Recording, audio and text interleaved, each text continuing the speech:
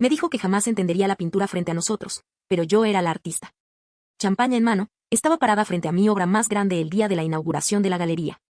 Esa pintura había consumido meses de mi vida, noches enteras de desvelo y una disciplina que a veces ni yo sabía de dónde sacaba. Sentía una mezcla extraña de orgullo y vulnerabilidad, porque ahí estaba, desnuda en cierto sentido, mostrando lo que más me pertenecía.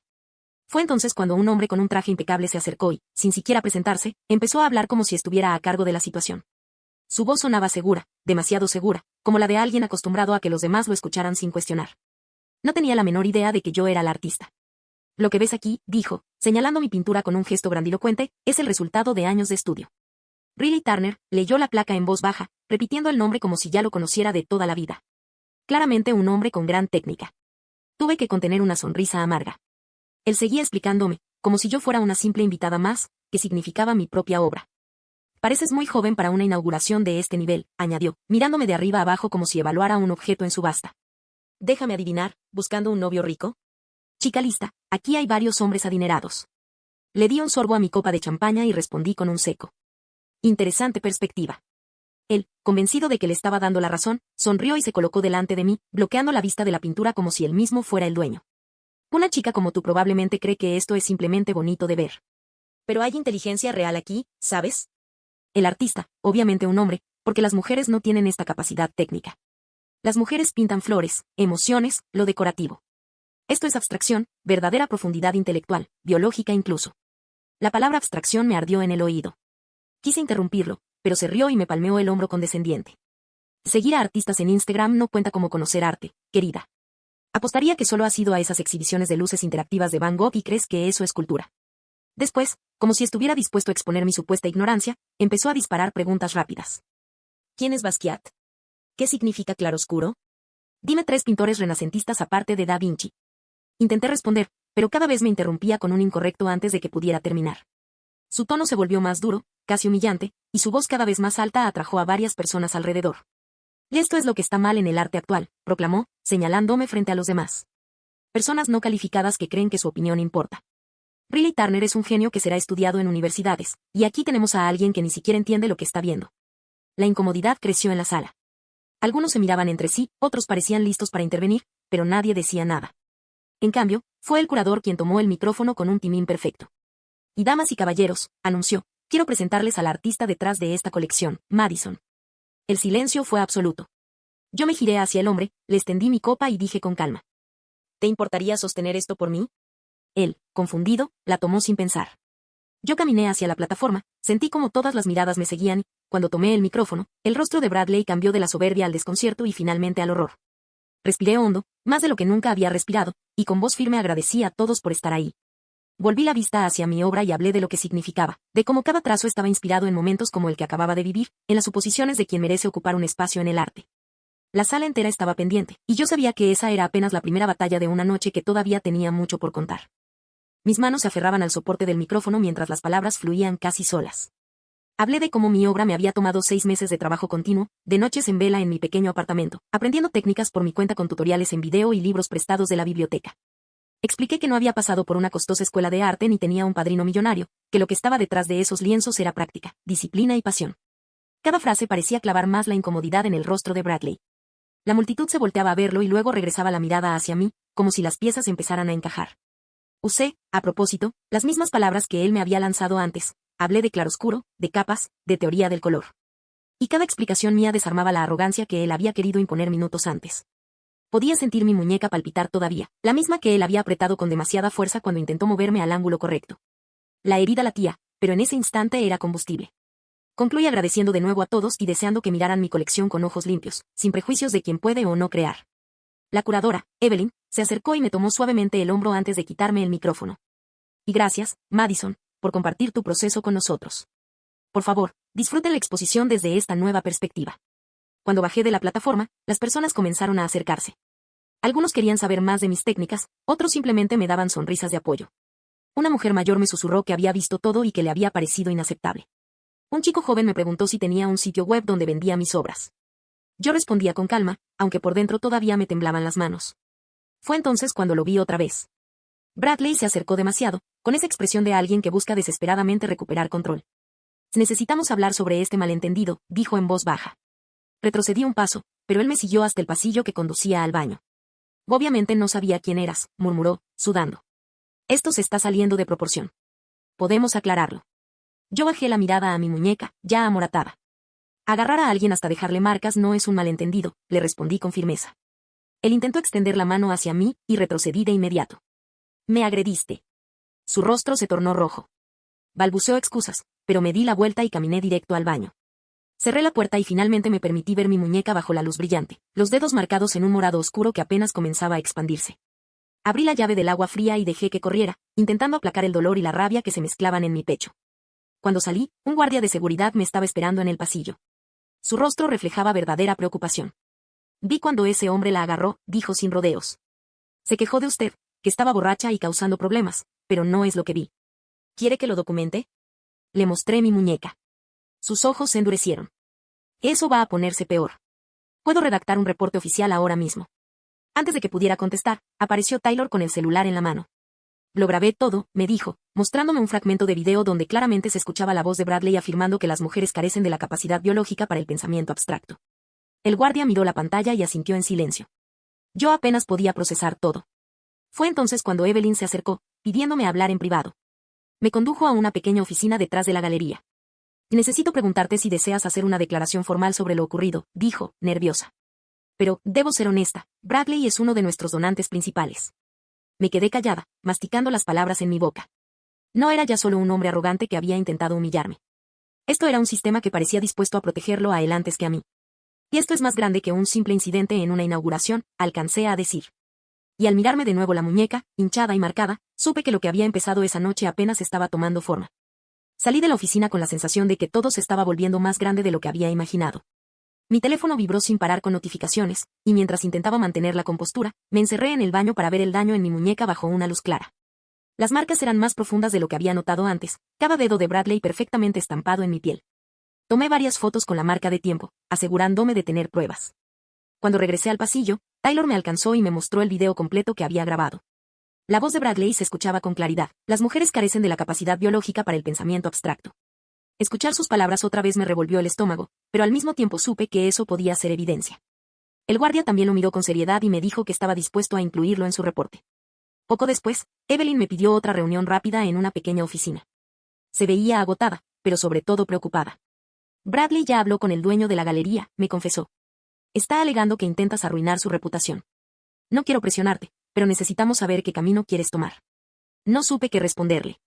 Apenas podía procesar cómo, en cuestión de horas, lo que empezó como un hombre arrogante tratando de humillarme se había convertido en un posible escándalo con implicaciones legales y financieras. Al día siguiente, recibí la llamada de Gregory, el dueño de la galería. Su tono era cuidadoso, como si caminara sobre vidrio. Me pidió que me presentara esa tarde para discutir la situación. Recalcó que Bradley era un donante importante, alguien que había contribuido miles de dólares a lo largo de los años. Sentí un nudo en el estómago. Casi al mismo tiempo, me llegó un correo de Charlotte, una coleccionista que había estado en la inauguración. Me dijo que estaba interesada en comprar una de mis obras más grandes, pero preguntaba si todo este drama podía afectar el valor futuro. Fue la primera vez que realmente pensé en el costo económico de lo que había ocurrido. Como si fuera poco, Isen, un periodista de una revista de arte local, me escribió preguntando si estaría dispuesta a dar una entrevista sobre lo sucedido. Dijo que varias personas le habían contactado afirmando haber presenciado algo significativo esa noche. Cerré la computadora y me quedé mirando la pared por 20 minutos, sin poder decidir si debía hablar o callar. Finalmente abrí Instagram y escribí un post. No mencioné nombres, pero conté lo que había pasado, como un hombre había intentado explicarme mi propia obra, cómo me había sujetado con tanta fuerza que me dejó moretones, y como ese tipo de gatekeeping todavía permeaba en el mundo del arte. 10 minutos después, mi teléfono vibraba sin parar. Mensajes de apoyo, mujeres compartiendo experiencias similares, pero también comentarios crueles llamándome exagerada, acusándome de intentar cancelar a alguien inocente.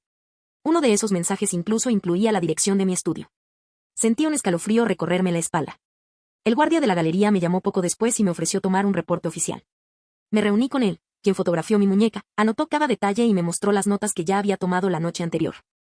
Era la primera vez que todo se sentía realmente formal, como si estuviera entrando en un terreno legal. Esa noche, de regreso en casa, me di cuenta de que lo que había comenzado como un intento de humillación en mi propia inauguración ahora era un laberinto de consecuencias que apenas estaba empezando a recorrer. El fin de semana lo pasé con una mezcla de ansiedad y cansancio. No podía dejar de pensar en cómo cada decisión que tomara podría volverse en mi contra. Charlotte volvió a escribirme, esta vez queriendo negociar un precio más bajo por mi obra debido a la polémica. Sentí un vacío en el estómago. 4 meses de trabajo reducidos en valor, no por la calidad del lienzo, sino por el comportamiento de Bradley. El lunes, una amiga abogada me invitó a tomar café para hablar del tema.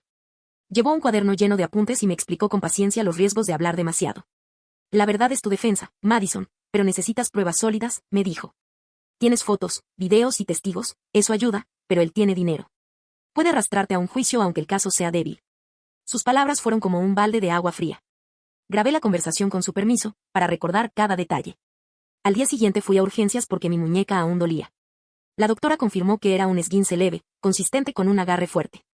Me entregó un informe médico con fotos incluidas. Guardé cada documento como si fueran piezas de un escudo. Mientras tanto, Eason me visitó en el estudio para entrevistarme. Propuso escribir un artículo sobre el sexismo en las galerías sin nombrar directamente a Bradley, usando mi experiencia como punto de partida. Lo vi como un equilibrio, hablar de lo estructural sin hundirme en demandas. Acepté. La entrevista me hizo darme cuenta de que tenía decenas de historias similares guardadas en silencio. 3 días después, mi correo se llenó de notificaciones. Una carta formal del abogado de Bradley llegó con amenazas de demanda por difamación y daños a su reputación si no dejaba de hablar del incidente. Mis manos temblaron al leerla. Se la reenvié de inmediato a mi amiga abogada, quien me dijo que era una táctica de intimidación, pero que debía tener cuidado. La galería, por su parte, me propuso una reunión mediada con Bradley. Decían que era la mejor forma de resolver las cosas discretamente. Acepté, pero pedí que hubiera testigos y reglas claras sobre lo que se hablaría. El encuentro fue surrealista. Él llegó con un abogado y se limitó a decir que lamentaba cualquier malentendido. Nunca mencionó que me había agarrado ni sus comentarios misóginos. La mediadora intentaba suavizar todo, pero yo fui firme. Y esto no fue un malentendido. Me lastimaste físicamente y me insultaste por mi género, dije mirándolo directo a los ojos. Su abogado intervenía constantemente, reacomodando sus palabras para que sonaran menos ofensivas. Después de más de 1 hora, lo único que se decidió fue que él no asistiría a más eventos durante mi exposición. La publicista de la galería, casi como si no hubiera escuchado nada, sugirió que nos tomáramos una foto dándonos la mano para mostrar reconciliación. Mi negativa fue inmediata. No voy a posar en una foto que borre lo que pasó. El rostro de Bradley se enrojeció de nuevo y masculló algo sobre que yo era difícil. Pero por primera vez no me importó. Salí de esa sala sabiendo que la historia aún estaba lejos de terminar, pero al menos ya no estaba en silencio. 2 días después de aquella reunión, Charlotte me visitó en el estudio. Llegó con café en la mano y se tomó su tiempo para observar cada pieza, como si quisiera limpiar de su memoria lo ocurrido en la inauguración. Me hizo preguntas sobre mi proceso, sobre los colores y las emociones que buscaba transmitir. Al final, decidió comprar no solo una obra, sino 3, y esta vez pagó el precio completo. Ahora entiendo mejor lo que haces, me dijo con una sonrisa tranquila. Y no pienso devaluar tu trabajo por el comportamiento de otro. Esa tarde redacté una queja formal para la galería. Incluí las fotos de mi muñeca, el informe médico, capturas de pantalla de los mensajes amenazantes que había recibido y un resumen detallado de cada evento. No quería que quedara como un simple rumor, necesitaba dejar constancia. Gregory me respondió a los pocos días con un borrador de nuevas normas para las inauguraciones. Leí 6 páginas de reglas, muchas eran vagas, así que añadí mis propias sugerencias, prohibir explícitamente los comentarios discriminatorios y cualquier contacto físico sin consentimiento. Al mismo tiempo, el artículo de Eason salió publicado en línea. No mencionaba nombres, pero hablaba de un patrón en el mundo del arte, coleccionistas que trataban a los artistas como inferiores y galerías que preferían proteger donantes en lugar de creadores. En pocas horas, fue compartido miles de veces. Pintores, fotógrafos y escultores comenzaron a relatar experiencias similares en los comentarios. Había un murmullo de solidaridad, aunque también aparecieron voces críticas que acusaban a los artistas de ser sensibles o de querer arruinar la relación con los patrocinadores. Entre todo ese ruido, recibí un mensaje privado de una chica de 22 años llamada Emily. Me dijo que estaba empezando a mostrar su trabajo y que leer mi historia le había dado fuerzas. En mi primera exposición un hombre me dijo que era demasiado bonita para perder el tiempo pintando, escribió. Pensé que era yo la que estaba equivocada por sentirme incómoda. Gracias por compartir lo tuyo, me hace sentir menos sola. Ese mensaje me golpeó más que cualquier comentario anónimo. Me recordó que todo esto no se trataba solo de mí y Bradley, sino de un sistema entero que necesitaba cambiar. Unos días después, el guardia de seguridad de la galería me envió una foto, Bradley intentando entrar a otra inauguración, discutiendo con el personal porque no lo dejaban pasar. Lo estamos bloqueando mientras revisan tu queja, me escribió. Por primera vez en semanas sentí los hombros relajarse. Tal vez algo sí estaba cambiando. El lunes siguiente, Gregory me envió la versión final del código de conducta. Esta vez, incluía todo lo que había sugerido, consecuencias claras para quien hiciera comentarios discriminatorios o tocara a un artista sin permiso. Cuando fui a la galería, vi un letrero enorme en la entrada con las nuevas reglas. Fue un alivio verlas impresas y visibles, como una promesa de que ninguna otra persona tendría que pasar por lo mismo sin protección. No era una victoria total, pero era un comienzo. Y mientras observaba a la gente entrar y leer el cartel, sentí que, a pesar de los golpes, mi voz había logrado abrir una grieta en un muro que llevaba demasiado tiempo levantado. El último fin de semana de la exposición llegó más rápido de lo que imaginaba. Pasé ambos días en la galería, observando cómo la gente recorría las salas con calma, deteniéndose frente a mis obras. 3 piezas se vendieron el sábado, y el domingo aparecieron 2 coleccionistas que querían visitar mi estudio en los próximos días. Lo que me conmovió no fueron solo las ventas, sino ver que ahora las preguntas eran distintas. Ya no giraban alrededor del incidente con Bradley, sino sobre mis procesos, mis colores, mis emociones. El ruido de la polémica empezaba a diluirse y quedaba lo esencial, el arte. Aún así, el asunto con Bradley seguía sin resolverse del todo. El miércoles siguiente, Gregory me llamó para darme la decisión final de la junta. Me dijo que habían votado prohibirle la entrada a todos los eventos de la galería durante 6 meses. Después de ese tiempo, podrían reconsiderar, pero solo si completaba un programa de sensibilización y presentaba una disculpa formal. No era la expulsión definitiva que yo hubiera querido, pero escuchar que un donante tan influyente enfrentaba consecuencias reales fue más de lo que había esperado. Esa tarde volví a mi estudio. Sobre mi escritorio todavía estaba la pulsera del hospital que me habían dado en urgencias. La tomé y la clavé en el tablero de corcho, justo al lado de fotos de mis obras terminadas. No como un recordatorio de dolor, sino como prueba de que hablar, aunque me temblara la voz, había servido de algo. Los días siguientes me concentré en pintar. Por primera vez en semanas, me permití dejar el teléfono a un lado y solo trabajar. Los trazos eran más anchos, los colores más vivos, como si el lienzo me estuviera devolviendo el espacio que Bradley intentó arrebatarme. Una noche, mientras pintaba, recibí un mensaje de Taylor. Otra galería quería contactarme para una exposición grupal el próximo año. Sonreí y dejé el teléfono boca abajo. Podía responder después. En ese momento lo único que importaba era seguir creando. Cuando la exposición finalmente cerró, escribí una publicación de agradecimiento en mis redes. Mencioné el nuevo código de conducta y lo orgullosa que me sentía de haber mostrado mi trabajo en un espacio que, al menos ahora, tenía reglas claras para proteger a los artistas.